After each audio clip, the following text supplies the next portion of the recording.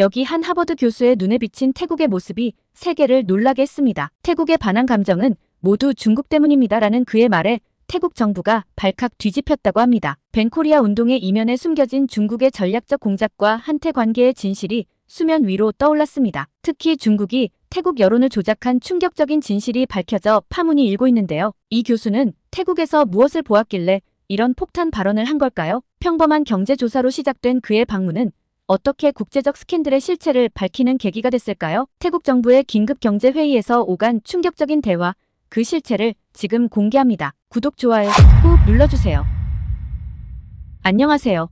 저는 하버드 대학교의 애나 마틴 교수입니다. 동아시아 경제학을 전공했고 특히 한국의 경제 발전 모델에 대해 오랫동안 연구해왔어요. 제 나이 45세, 영국 출신으로 옥스퍼드에서 학사와 석사를 마치고 하버드에서 박사 학위를 받았답니다. 처음 하버드에 부임했을 때만 해도 저는 한국에 대해 특별한 관심이 없었어요. 그저 동아시아의 여러 나라 중 하나였을 뿐이죠. 하지만 우연히 한국의 고도성장에 대한 논문을 쓰게 되면서 한국이라는 나라에 매료되기 시작했습니다. 불과 반세기 만에 최빈국에서 선진국으로 도약한 나라, 게다가 그 과정에서 민주화까지 이룬 나라라니 정말 놀라웠어요. 제가 쓴 한국의 경제 발전 모델과 동남아시아의 적용 가능성이라는 논문이 세계적인 학술지에 실리면서 저는 이 분야의 전문가로 인정받게 되었습니다. 특히 한국의 발전 모델을 다른 아시아 국가들에 적용하는 방안에 대한 제 연구는 많은 관심을 받았어요. 작년 방콕에서 열린 아시아 경제 발전 포럼에서 제가 기조 연설을 했었는데 그때 태국의 고위 관료들과 인연이 닿았답니다. 제 발표 주제가 한국과 태국의 경제 협력 모델이었거든요. 당시 태국 경제부 차관이 특별히 관심을 보이셨죠. 그래서 그날 저녁 만찬에서 태국 측 인사들과 깊은 대화를 나눌 기회가 있었어요. 그들은 한국의 발전 경험을 태국에 적용하는 것에 대해 매우 관심이 많았답니다. 특히 제가 제시한 단계적 산업 발전 전략에 큰 흥미를 보였죠. 그런데 어느 날 예상치 못한 전화 한 통을 받게 됐습니다. 그때 만났던 태국 경제부 차관실에서 온 연락이었어요. 마틴 교수님, 차관 보좌관 쏨차이입니다. 저희가 긴급히 교수님의 도움이 필요합니다. 태국 정부를 대표해서 연락드립니다. 처음엔 무슨 일인가 싶었죠. 작년에 만난 이후로 몇 번 이메일을 주고받은 적은 있지만 이렇게 긴급한 연락은 처음이었으니까요. 최근 한국과의 무역 분쟁이 심각한 상황입니다. 특히 김수출 문제로 우리 해조류 시장이 큰 타격을 받고 있어요. 교수님의 전문적인 조언이 필요합니다. 교수님께서 양국의 경제관계를 깊이 연구하셨기에 도움을 요청드립니다. 전화를 끊고 나서 바로 관련 자료들을 찾아보기 시작했어요. 놀랍게도 태국에서는 벤코리아 운동이 빠르게 확산되고 있었답니다. SNS에서는 한국 제품 불매 운동이 들불처럼 번지고 있었고 한국 관광 거부 운동까지 시작되고 있었어요. 제 연구실 책상에 앉아 자료들을 검토하면서 이 사태가 단순한 경제 문제가 아니라는 걸 직감했습니다. 표면적으로는 김수출 문제였지만 그 이면에는 더 복잡한 무언가가 있는 것 같았어요. 방콕행을 결정하기 전 태국 현지 신문들을 살펴봤습니다. 헤드라인들이 꽤나 자극적이었어요. 한국의 경제 침략, 태국 시장을 삼키려는 한국, 오만한 한국, 이제 그만, 이런 제목들이 가득했죠. 사실 저도 처음에는 한국 측에 문제가 있을 거라고 생각했어요. 제가 알던 한국은 수출 지향적 경제 정책을 펼치면서 종종 무역 분쟁에 휘말리곤 했으니까요. 하지만 이상했어요. 김수출로 이렇게까지 큰 반발이 일어나다니요. 짐을 꾸리면서도 계속 의문이 들었습니다. 태국 사람들은 원래 한국에 대해 우호적이었잖아요. K-드라마, K-팝이 인기 있는 나라 아닌가요? 무언가 다른 이유가 있을 것 같았어요. 방콕행 비행기를 타기 전 마지막으로 제 학과 사무실에 들렀습니다. 조교가 한 장의 신문을 건네줬어요. 태국의 영자신문이었는데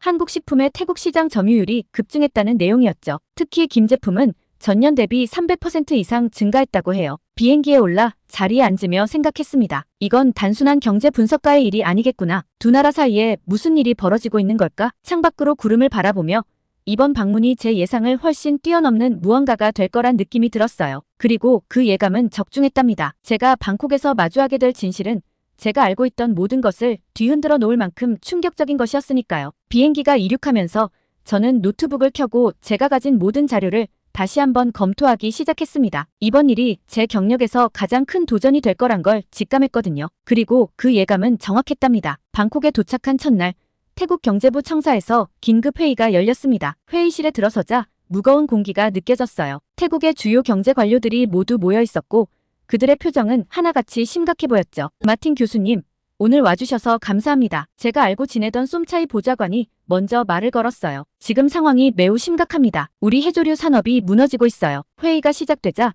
경제부 차관이 현황을 설명하기 시작했습니다. 프로젝터에는 각종 그래프와 통계 자료가 나타났어요. 한국산 김의 태국 시장 점유율이 가파르게 상승하는 곡선이 눈에 띄었죠. 한국이 불공정한 방식으로 우리 시장을 잠식하고 있습니다. 한 고위 관료가 격앙된 목소리로 말했어요. 그들은 원가 이하로 제품을 팔아서 우리 업체들을 망하게 만들고 있어요. 회의실 안의 분위기는 점점 더 격앙되어 갔습니다. 한 지역 상공회의소 대표는 분노에 찬 목소리로 말했어요. 우리 지역의 해조류 가공업체 10곳 중 3곳이 이미 문을 닫았습니다. 이대로 가다간 전통산업이 완전히 무너질 겁니다. 농수산부 차관도 가세했습니다. 어민들의 생계가 위협받고 있어요. 한국 제품이 시장을 장악하면서 우리 해조류의 가치가 폭락했습니다. 즉각적인 대응이 필요합니다. 하지만 제가 자료들을 자세히 살펴보니 뭔가 이상한 점이 눈에 들어왔습니다. 한국 제품의 가격은 오히려 태국 제품보다 비쌌어요. 그런데도 소비자들이 한국 제품을 선호하고 있었죠. 잠시만요. 제가 말했습니다. 이 데이터를 보면 한국 기업들의 덤핑 행위는 없었던 것 같은데요. 오히려 프리미엄 가격에 판매되고 있잖아요. 그게 무슨 말씀이십니까? 한 관료가 의아한 표정으로 물었어요. 저는 천천히 설명을 시작했습니다. 보세요. 한국산 김은 100g당 평균 120바트에 판매되고 있어요. 반면 태국산은 80바트입니다. 이건 덤핑이 아니라 프리미엄 전략이에요. 회의실이 순간 조용해졌어요. 제가 스크린에 나온 숫자들을 하나하나 짚어가며 설명했습니다. 한국 기업들은 불법적인 행위를 한 것이 아니라 오히려 철저한 품질 관리와 마케팅 전략으로 성공을 거둔 것이었어요. 더 놀라운 사실은 따로 있었습니다. 소비자 설문조사 자료를 보니 태국 젊은이들이 한국 김을 선호하는 이유가 분명했어요. 맛과 품질도 좋지만 특히 건강식품으로서의 이미지가 강했던 거죠. K-드라마에서 배우들이 김을 먹는 장면을 보고 관심을 갖게 됐다는 응답이 가장 많네요. 제가 자료를 가리키며 말했어요. 이건 문화적 영향력이에요. 불공정 행위가 아닙니다. 그러나 일부 관료들의 표정이 더욱 어두워졌습니다. 그렇다면 더 심각한 문제네요. 문화적 침략이라니. 제가 다시 한번 데이터를 보여주며 설명했어요. 보세요. 실제로 한국 기업들이 태국에 들여온 기술 덕분에 태국의 해조류, 가공산업도 발전했잖아요. 이건 상생의 관계입니다. 젊은 관료가 다시 말을 이었어요. 맞습니다. 우리 지역의 한 업체는 한국 기업과 기술 제휴를 맺은 뒤 오히려 매출이 늘었다고 합니다. 회의가 진행될수록 진실이 하나둘 드러났습니다. 한국 기업들은 태국 현지 업체들과 적극적으로 협력하고 있었고 오히려 태국의 해조류 산업 발전에 도움을 주고 있었어요. 하지만 이미 SNS에서는 반한 감정이 걷잡을 수 없이 퍼져나가고 있었습니다. 누군가가 의도적으로 왜곡된 정보를 퍼뜨리고 있는 것 같았어요. 이건 경제적 문제가 아닙니다. 제가 결론을 내렸어요. 오히려 문화적 충격과 잘못된 정보로 인한 오해가 문제네요. 우리는 이 상황을 다른 시각에서 봐야 해요. 회의가 끝나갈 무렵 태국 관료들의 표정이 조금씩 달라지는 것을 느낄 수 있었습니다. 적어도 사실관계는 이해한 것 같았어요. 회의실을 나오면서 쏨차이 보좌관이 제게 다가왔습니다. 교수님 말씀이 맞아요. 하지만 이미 여론이 이렇게 된 상황에서 어떻게 해야 할까요? 저는 잠시 생각에 잠겼어요. 이건 단순한 무역 분쟁이 아니었습니다. 문화적 충돌, 잘못된 정보, 그리고 누군가의 의도적인 개입이 뒤섞인 복잡한 상황이었죠. 하지만 한 가지는 분명했어요. 진실은 생각했던 것과 완전히 달랐고 이 사실을 어떻게 전달할 것인지가 중요한 과제가 된 것입니다. 호텔로 돌아오는 차 안에서 저는 오늘 본 자료들을 다시 한번 정리해 보았어요. 이 상황을 해결하기 위해서는 단순한 경제적 분석을 넘어선 무언가가 필요하다는 걸 깨달았습니다. 그리고 그 해답은 예상치 못한 곳에서 찾게 될 줄은 그때는 몰랐답니다. 호텔로 돌아와 침대에 앉아 있는데 문득 제 제자 아티가 생각났어요. 2년 전 그 일은 제가 한국에 대해 강한 반감을 가지게 된 계기였죠. 아티는 제가 하버드에서 만난 가장 똑똑한 학생 중 하나였어요. 태국 방콕 출신으로 동남아시아 경제 발전을 연구하던 박사과정 학생이었답니다. 특히 그의 연구 주제가 인상적이었어요. 한국의 경제 발전 모델이 태국에 주는 시사점이었거든요. 제 수업에서도 항상 예리한 질문을 던지곤 했죠. 다른 학생들이 아직 생각하지 못한 관점에서 문제를 바라보는 능력이 탁월했어요. 그래서 저는 아티를 제 연구 프로젝트에도 참여시켰답니다. 교수님, 제 부모님은 10년 넘게 한국에서 살고 계세요. 어느 날 아티가 제 연구실을 찾아와 이야기했던 게 기억나요. 서울에서 태국 식당을 운영하시는데 현지 한국분들도 많이 찾아주신대요. 그의 눈빛에서 자부심이 느껴졌어요. 부모님이 한국에서 성공적으로 정착해 살고 계시다는 것이 그에겐 큰 자랑이었나 봅니다. 아티는 종종 부모님의 식당 이야기를 들려주곤 했어요. 한국 손님들이 태국 음식을 좋아하게 되는 과정, 문화적 차이를 극복해가는 이야기들이었죠. 하지만 그로부터 몇 개월 후 아티가 울면서 제 연구실로 찾아왔어요. 교수님, 부모님이 한국에서 추방당하셨어요. 저 학업을 중단하고 태국으로 돌아가야 할 것 같아요. 그때 저는 정말 충격을 받았어요. 10년이나 한국에서 살았던 사람들을 그렇게 갑자기 추방한다니 너무나 비인도적으로 느껴졌죠. 한국이라는 나라를 다시 보게 된 순간이었어요. 아티의 부모님은 모든 것을 버리고 급하게 태국으로 돌아와야 했다고 해요. 10년 동안 일구어온 가게도 한국에서 만든 인연도 모든 것을 하루아침에 잃어버린 거죠. 그런데 오늘 태국 정부 관계자들과 이야기를 나누면서 놀라운 사실을 알게 됐습니다. 제가 모르고 있던 진실이 있었던 거예요. 마틴 교수님, 그때 상황을 아시나요? 회의가 끝난 후 쏨차이 보좌관이 조심스럽게 물었어요. 사실 그 시기에 한국에서 태국인 관련 마약 범죄가 급증했거든요. 그는 자료 하나를 제게 건넸습니다. 통계를 보니 2년 전 한국에서 적발된 마약 사범 중 태국인의 비율이 급격히 증가했더군요. 특히 메스암페타민 밀수 조직의 상당수가 태국 식당을 거점으로 활동했다고 해요. 아티의 부모님이 운영하시던 식당은 전혀 문제가 없었어요. 쏨차이가 설명을 이어갔어요. 하지만 그 지역의 다른 태국 식당들이 마약 거래 장소로 이용되면서 저는 숨이 멎는 것 같았어요. 아티의 부모님은 결국 다른 사람들의 불법 행위에 피해를 본 것이었네요. 한국 정부로서는 마약 범죄 확산을 막기 위해 불가피한 조치를 내려야 했던 거죠. 한국 정부도 많은 고민이 있었다고 해요. 쏨차이가 덧붙였습니다. 실제로 합법적으로 영업하던 분들까지 피해를 보게 될 걸 알았지만 마약 확산을 막는 게 더 시급했던 거죠. 쏨차이는 당시 한국 경찰청의 보고서도 보여주었어요. 마약 조직들이 얼마나 교묘하게 일반 식당들을 이용했는지, 그리고 그것이 얼마나 심각한 사회 문제로 번지고 있었는지 상세히 기록되어 있었습니다. 저는 그제서야 이해가 됐어요. 개인의 비극적인 상황 뒤에는 더 큰 사회적 문제를 해결하기 위한 고뇌에 찬 결정이 있었던 거예요. 사실 한국 정부는 이후에 정책을 수정했다고 해요. 쏨차이가 말을 이었습니다. 이제는 불법 행위 연루 여부를 더 면밀히 조사해서 무고한 사람들이 피해보는 일이 없도록 하고 있대요. 그는 최근 개정된 한국의 외국인 정책 자료도 보여주었어요. 확실히 더 세밀하고 공정한 시스템으로 바뀌어 있었죠. 문제가 발견되면 즉각 수정하고 개선하려는 한국 정부의 진정성이 느껴졌습니다. 창밖을 내다보며 생각에 잠겼어요. 제가 얼마나 성급하게 판단했는지 깨달았습니다. 한 나라의 정책 결정에는 항상 복잡한 배경이 있는 법이에요. 그걸 이해하지 못하고 감정적으로만 대응했던 거죠. 아티는 지금 어떻게 지내나요? 쏨차이가 물었어요. 태국에서 작은 사업을 시작했다고 들었어요. 제가 대답했습니다. 사실 최근엔 연락이 뜸했네요. 그 친구한테 이 이야기를 해주는 게 어떨까요? 쏨차이가 제안했어요. 아마 그도 이해할 수 있을 거예요. 호텔방으로 돌아와 아티에게 이메일을 썼습니다. 오늘 알게 된 사실들, 그리고 제가 얼마나 편협한 시각으로 상황을 바라보았는지에 대해서요. 때로는 우리가 알고 있다고 생각한 진실이 실제로는 진실의 일부분일 뿐이란 걸 다시 한번 깨달았습니다. 다음 날 아침, 저는 방콕 외곽의 현지 경제 상황을 직접 살펴보기로 했어요. 특히 한국 제품에 영향을 받은 지역 상인들의 이야기를 듣고 싶었거든요. 쏨차이가 태국 정부 차량으로 절 데리러 왔을 때 그는 흥미로운 제안을 했습니다. 교수님, 방콕 북부의 논타부리 시장으로 가보는 게 어떨까요? 그곳은 전통적인 상인들이 많이 있어서 현지 경제 상황을 잘 볼 수 있을 거예요. 차로 이동하는 동안 도시 풍경이 점점 바뀌었어요. 현대적인 고층 빌딩들이 줄어들고 대신 전통적인 시장과 낮은 건물들이 나타났죠. 거리는 점점 복잡해졌고 오토바이들이 이곳저곳을 누비고 다녔어요. 시장에 도착했을 때 예상치 못한 광경을 목격하게 됐어요. 시장 한쪽에 파란색 천막이 쳐져 있었고 그 아래에서 하늘색 조끼를 입은 의료진들이 분주히 움직이고 있었죠. 저기는 뭐 하는 곳인가요? 제가 물었어요. 아, 한국에서 온 의료봉사단이에요. 매년 이맘때쯤 오시는데 우리 지역 주민들에게는 정말 고마운 분들이죠. 특히 의료 혜택을 받기 어려운 시장 상인들을 위주로 진료하신답니다. 호기심에 가까이 다가가 보니 코이카 의료봉사단이라고 적힌 배너가 보였습니다.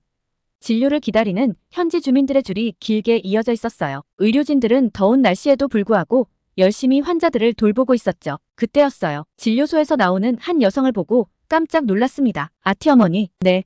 바로 제 제자 아티의 어머니였어요. 한국에서 추방된 후 처음 뵙는 거였죠. 그분도 저를 알아보시고는 반갑게 달려오셨어요. 마틴 교수님, 여기서 뵙다니 정말 반갑습니다. 우리는 근처 카페로 자리를 옮겨 이야기를 나누게 됐습니다. 카페의 선풍기 바람을 맞으며 그동안의 이야기를 나누기 시작했어요. 아티가 얼마 전에 큰 수술을 받았다는 걸 아세요? 아티 어머니가 말씀하셨어요. 저는 몰랐다고 했죠. 최근에 연락이 뜸했던 이유가 있었네요. 작년 말에 심각한 심장 질환이 발견됐어요. 선천성 심장병이었는데 그동안 증상이 없어서 모르고 지냈대요. 갑자기 심한 가슴 통증을 호소해서 태국의 여러 병원을 찾아다녔지만 수술이 너무 위험하다고만 하더라고요. 아티 어머니는 눈시울을 붉히며 계속 이야기를 이어가셨어요. 그때 마침 이 의료봉사단이 우리 지역에 왔었어요. 우연히 아티의 상태를 알게 된 한 의사 선생님이 도움을 주셨죠. 서울 아산병원 심장 전문의셨는데 아티의 상태를 보시더니 즉시 화상 진료를 통해 한국의 의료진들과 상담을 시작하셨어요. 더 놀라운 이야기가 이어졌어요. 원래는 한국에서 추방된 사람은 재입국이 어려운데 의료적 필요성을 고려해 특별 입국을 허가해 주셨대요. 코이카에서 수술 비용 대부분을 지원해 주셨고요. 한국의 의료진들은 새로운 시술법으로 아티의 심장병을 치료해 주셨어요. 그때 마침 점심시간이었는지 멀리서 아티가 다른 봉사자들과 함께 걸어오고 있었어요. 교수님, 아티가 반갑게 달려왔어요. 수술 흔적이 있긴 했지만 얼굴은 무척 건강해 보였어요. 그리고 놀랍게도 아티는 이제 의료봉사단에서 통역봉사자로 일하고 있다고 해요. 한국에 대한 제 생각이 많이 바뀌었어요. 아티가 진지한 표정으로 말했습니다. 부모님이 추방됐을 때는 정말 화가 났었죠. 하지만 지금은 그때의 상황을 이해해요. 그리고 무엇보다 제 목숨을 구해준 은인의 나라니까요. 우리는 봉사단의 진료 활동을 지켜봤어요. 첨단 의료기기로 정밀 검사를 하고 현장에서 바로 처방을 하는 모습이 인상적이었죠. 특히 놀라웠던 건 모든 진료 기록을 태블릿으로 관리하고 필요한 경우 한국의 대형 병원 전문의들과 실시간으로 협진을 한다는 거였어요. 1990년대 초 한국의 김양식 기술이 처음 태국에 도입됐어요. 큐레이터가 관련 자료를 보여주었습니다. 당시 태국의 해조류 산업은 매우 전통적인 방식으로 운영되고 있었는데 한국의 현대적 양식 기술 덕분에 크게 발전할 수 있었죠. 사진 속에는 한국 전문가들이 태국 어민들에게 양식 기술을 가르치는 모습이 담겨 있었어요. 그리고 그 옆에는 현대화된 태국의 해조류 가공 공장 모습도 있었고요. 지금 우리가 수출하는 해조류 제품의 상당수가 한국 기술로 만들어지고 있어요. 쏨차이가 덧붙였습니다. 사실 최근 논란이 된 김시장 문제도 우리가 이 역사를 잊어버린 탓이 큽니다. 박물관 마지막 섹션에는 현재 양국의 교류를 보여주는 전시가 있었어요. K-팝 공연부터 한류 드라마, 그리고 양국 간의 활발한 관광 교류까지. 보세요, 교수님. 쏨차이가 한 통계 자료를 가리켰어요. 지난해 한국을 방문한 태국인이 60만 명이 넘고 태국을 찾은 한국인은 200만 명에 달해요. 이건 단순한 관광이 아닌 문화적 교류입니다. 특히 인상적이었던 건 최근 양국 청년들의 교류 프로그램이었어요. 한국어를 배우는 태국 학생들, 태국에서 창업을 준비하는 한국 청년들의 모습이 담긴 사진들이었죠. 우리는 서로에게 매우 특별한 파트너예요. 큐레이터가 말했습니다. 70년 전 전쟁의 혈맹으로 시작해서 이제는 문화와 경제로 이어지는 깊은 인연이죠. 박물관을 나오면서 저는 깊은 생각에 잠겼어요. 제가 그동안 얼마나 피상적으로 양국 관계를 보고 있었는지 깨달았거든요. 이건 단순한 무역 관계가 아니었어요. 70년이 넘는 세월 동안 함께 성장해온 진정한 동반자 관계였던 거죠. 교수님, 쏨차이가 말했어요. 이제 현재의 갈등을 어떻게 봐야 할지 도움이 되었나요? 저는 고개를 끄덕였어요. 지금의 문제는 이런 역사적 맥락 속에서 바라봐야 했습니다. 그리고 그 속에서 해결책도 찾을 수 있을 것 같았어요. 호텔로 돌아오는 길에 들른 식당에서 저는 흥미로운 광경을 목격했어요. 태국 청년들이 김밥을 만들고 있었는데 한국식 김밥에 태국의 향신료를 가미한 독특한 퓨전 음식이었죠. 이게 바로 우리가 나아가야 할 방향 아닐까요?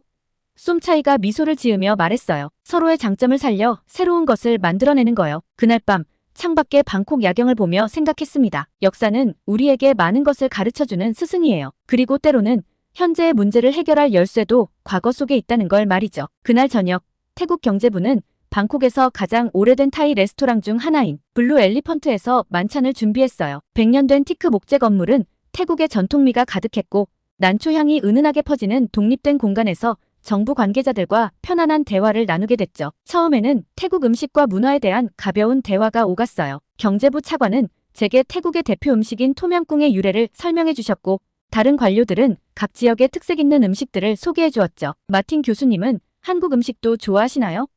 한 관료가 물었어요. 네, 특히 비빔밥을 정말 좋아해요. 사실 오늘 우리가 논의하고 있는 김 수출 문제도 양국의 음식 문화가 서로 영향을 주고받은 좋은 예시라고 생각해요. 이야기가 자연스럽게 현안으로 흘러가던 중이었어요. 마틴 교수님, 이쪽은 우리 IT 보안팀의 메이 분석가입니다. 쏨차이가 젊은 여성 직원을 소개했어요. SNS상의 여론 분석을 담당하고 있죠. 메이는 조용히 고개를 숙여 인사했지만 그녀의 눈빛에서 뭔가 말하고 싶어하는 기색이 역력했어요. 잠시 후 그녀가 조심스럽게 입을 열었습니다. 교수님, 최근 벤코리아 운동과 관련해서 굉장히 이상한 패턴을 발견했습니다. 메이가 태블릿을 꺼내며 말했어요. 처음에는 단순한 소비자 운동이라고 생각했는데 데이터를 분석해보니 그녀가 보여준 화면에는 복잡한 그래프와 도표들이 있었어요. 특히 눈에 띄는 건 특정 해시태그들의 갑작스러운 증가였죠. 이상한 점을 발견했어요. 반한 감정을 부추기는 게시물들이 처음에는 소수의 계정에서 시작됐는데 이 계정들의 IP 주소가 모두 중국으로 추적됩니다. 식사 자리의 분위기가 순식간에 긴장감으로 가득 찼어요. 경제부 차관이 메이에게 더 자세한 설명을 요청했죠. 이 계정들은 24시간 내내 끊임없이 게시물을 올렸어요. 일반적인 사용자 패턴과는 완전히 달랐죠. 봇이 자동으로 게시하는 것처럼요. 메이는 계속해서 충격적인 증거들을 보여줬어요. 가짜 뉴스를 퍼뜨리는 웹사이트들의 서버 위치도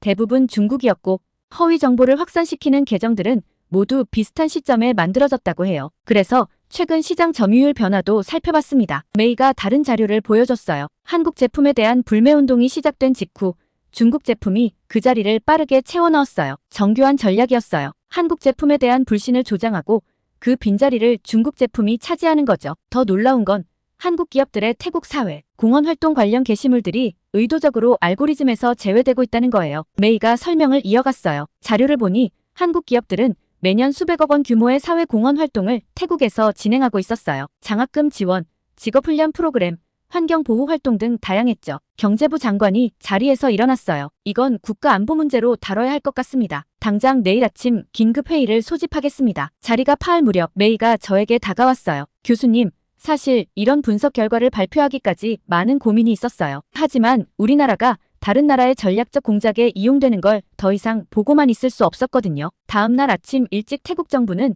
긴급 회의를 소집했어요. 메이의 분석 자료가 하나씩 공개되자 회의실은 술렁였고 특히 중국의 개입이 밝혀지자 분위기는 심각해졌죠. 이건 단순한 무역 분쟁이 아닙니다. 경제부 장관이 말했어요. 우리 국민의 감정이 외부 세력에 의해 교묘하게 조작된 거군요. 회의 결과 태국 정부는 즉시 진상조사위원회를 구성하기로 했어요. 동시에 허위정보 근절을 위한 특별팀도 만들어졌죠. 구체적인 대응 방안도 논의됐습니다. 첫째, SNS상의 허위정보를 실시간으로 모니터링하고 대응하는 시스템을 구축하기로 했어요. 둘째, 한국 기업들의 진정성 있는 사회공헌 활동을 더 적극적으로 알리기로 했죠. 셋째, 양국 간의 문화적 이해를 높이기 위한 교류 프로그램도 확대하기로 했습니다. 무엇보다 중요한 건 국민들에게 진실을 알리는 거예요. 쏨차이가 말했어요. 하지만 너무 감정적인 대응은 삼가야 할 것 같습니다. 중국도 중요한 파트너니까요. 그날 저녁 호텔 라운지에서 쏨차이와 마지막 대화를 나눴어요. 그는 제게 흥미로운 제안을 했습니다. 교수님, 다음 주에 치앙마이에서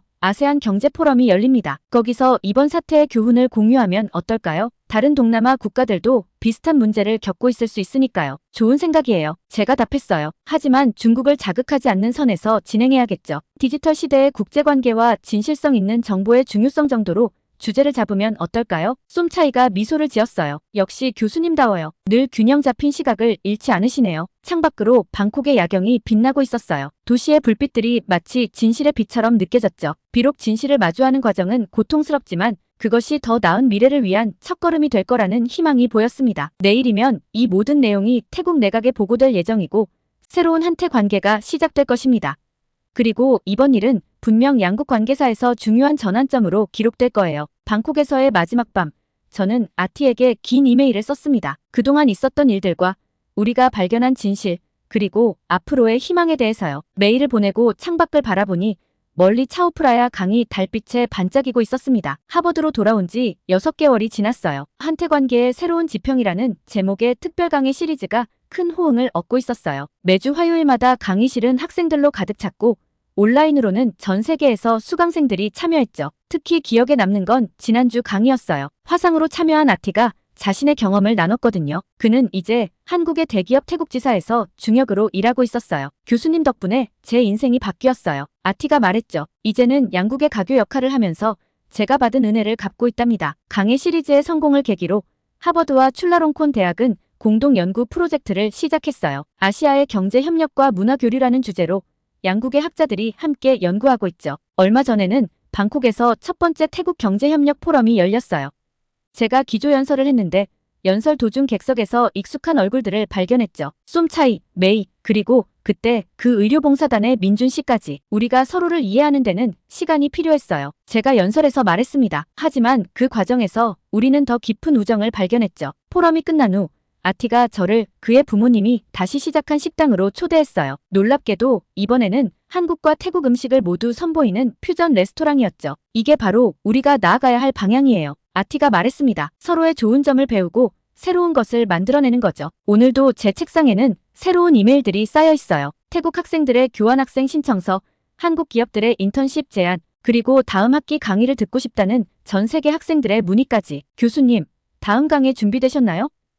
조교가 문을 두드렸어요. 네, 이제 시작하죠. 제가 대답했습니다. 오늘의 사연은 여기까지인데요. 하버드대 에나 마틴 교수님의 감동적인 사연 감사하며 앞으로도 응원하겠습니다. 구독과 좋아요 감사드리며 다음 영상으로 찾아뵙겠습니다. 해가 저물어갈 무렵 의료봉사단은 하루의 진료를 마무리했어요. 아티는 마지막 환자의 통역을 돕고 있었고 다른 의료진들은 장비를 정리하고 있었죠. 저녁이 되어 진료소를 정리하는 모습을 보면서 생각했습니다. 이것이 진정한 의미의 국제 협력이 아닐까요? 경제적 이익을 넘어서 인류애를 실천하는 모습 말이에요. 호텔로 돌아오는 길에 쏨차이가 말했어요. 교수님, 이제 아시겠어요? 우리가 한국에 대해 오해하고 있던 게 많았나 봐요. 저는 고개를 끄덕였습니다. 이제야 진짜 한국을 보기 시작한 것 같다는 생각이 들었어요. 오늘 본 것은 단순한 의료봉사가 아닌 진정한 국제협력과 인도주의적 가치의 실현이었으니까요. 그날 저녁 쏨차이가 저를 방콕의 한 역사박물관으로 초대했어요. 교수님, 우리가 몰랐던 한국과 태국의 역사를 보여드리고 싶습니다. 박물관 한쪽 벽면에는 한국 전쟁과 태국이라는 특별 전시가 있었어요. 흑백 사진들이 줄지어 걸려 있었는데 1950년대 초 한국으로 향하는 태국 군인들의 모습이 담겨 있었죠. 태국은 한국 전쟁 당시 연합군의 일원으로 참전했어요. 박물관 큐레이터가 설명을 시작했습니다. 약 6,000명의 태국군이 참전했고 129명이 목숨을 잃었죠. 우리는 아시아의 자유를 지키기 위해 함께 싸웠던 겁니다. 사진들을 하나하나 보면서 저는 깊은 감동을 느꼈어요. 한 장의 사진에는 태국 군의관이 한국 어린이를 치료해주는 모습이 담겨 있었고 또 다른 사진에는 태국 군인들이 한국 주민들과 음식을 나누는 모습도 있었죠. 그런데 더 놀라운 건 전쟁 이후예요. 쏨차이가 말했습니다. 1960년대 한국이 경제 개발을 시작할 때 태국의 쌀이 큰 도움이 됐다고 해요. 당시 한국은 식량이 부족했거든요. 전시실을 더 둘러보니 1970년대와 80년대의 양국 협력 사진들도 있었어요. 한국 기업들이 태국에 공장을 세우고 기술을 전수하는 모습들이었죠. 사실 우리 태국의 공업화는 한국의 도움이 컸어요. 쏨차이가 설명했습니다. 한국 기업들이 들어오면서 현대적인 제조 기술이 전파됐고 많은 일자리가 생겼죠. 특히 흥미로웠던 건 해조류 산업에 관한 부분이었어요. 지금 문제가 되고 있는 김산업의 역사였죠.